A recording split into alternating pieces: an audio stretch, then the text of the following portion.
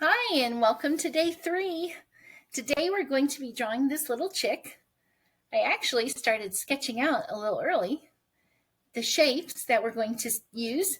So remember, before we start to draw all the details, we want to draw the shapes to be sure we can get them on the paper and where we want them to be.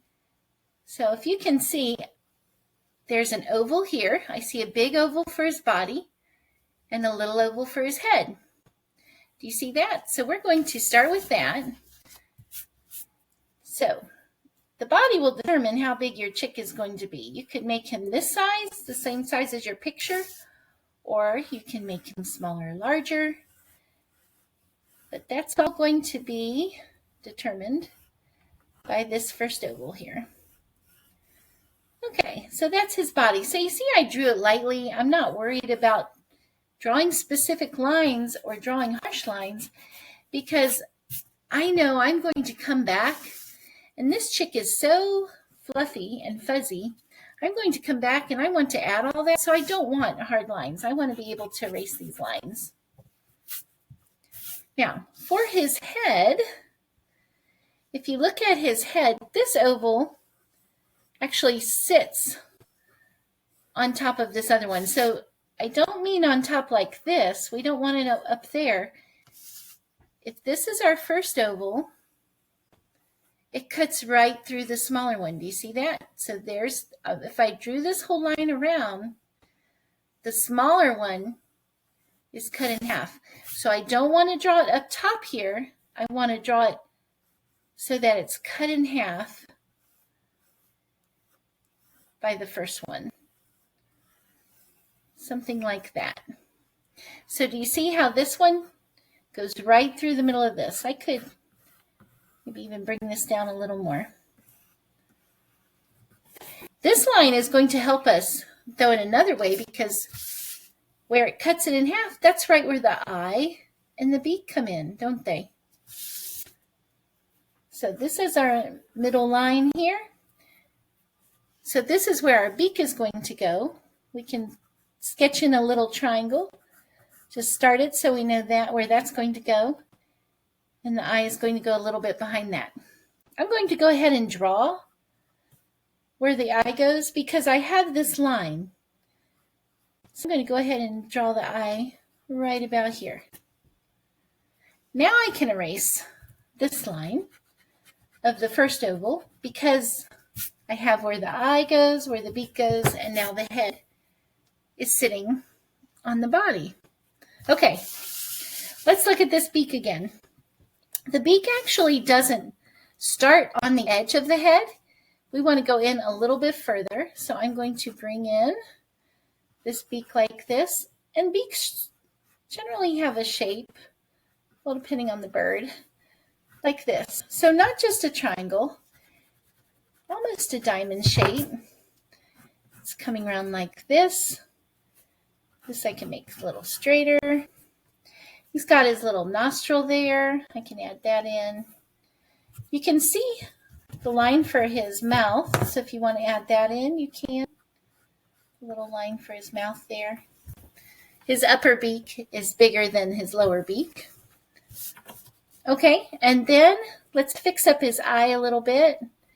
I can see this eye is a pretty good space. It looks, I see this little sort of a curved line here, which you can add or you can leave it out. And his eye, we're going to color it in. Now remember, when we color in an animal eye, we want to leave a little bit of white, which is called the catch light. That's the light, that's sunlight shining off of its eye. And it just makes our drawing a little more real. So I'm going to leave that little catch light. You can see a little bit on our reference picture. Now I'm going to erase the extra lines I don't need. If you wanted to leave this line off, you could. I also don't need this line anymore for his head because he's just a ball of fluff, isn't he? All right, maybe fix his eye up a little more. There we go. This picture, the rest is just a lot of fluff. This little mark right here, that's actually where his ear is. You could, they have internal ears, but you could add that little mark if you wanted. And the rest, I'm just going to give him lots and lots of fluff, lots and lots of fuzzy feathers. So I'm going to erase this a little bit. I still see my line, but I'm going to go back instead and make lots of little short lines like this. Look how now my chick is suddenly very fluffy by making all these little short lines. Now I don't want to do them like perfectly like that because this is fuzz and it's not perfect fuzz. It's going in all directions. So I can make my lines. I can trim them a little bit. I'm keeping them short because he's got little fuzzy feathers.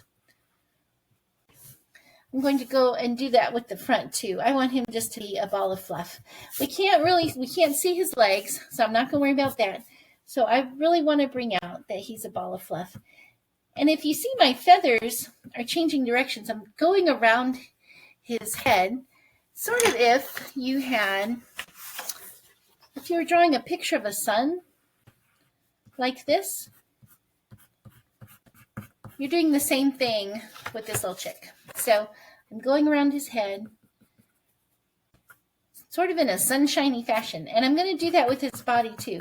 Here they're going this way, his little furry, no, he's not furry, his little fuzzy feathers.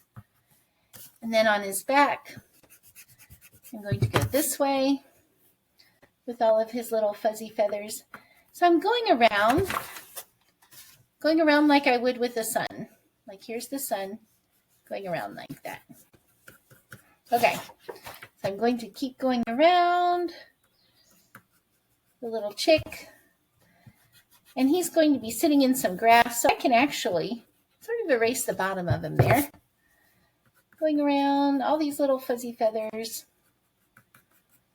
Get him all going everywhere. Oh, he's a cute little chick, isn't he? And then I'm going to put him in some grass. So when I make grass, I also want the grass to be going different directions. Because grass doesn't usually grow in a line. It grows up and down, but it crisscrosses itself. And there is my little chick in the grass. Have a great day.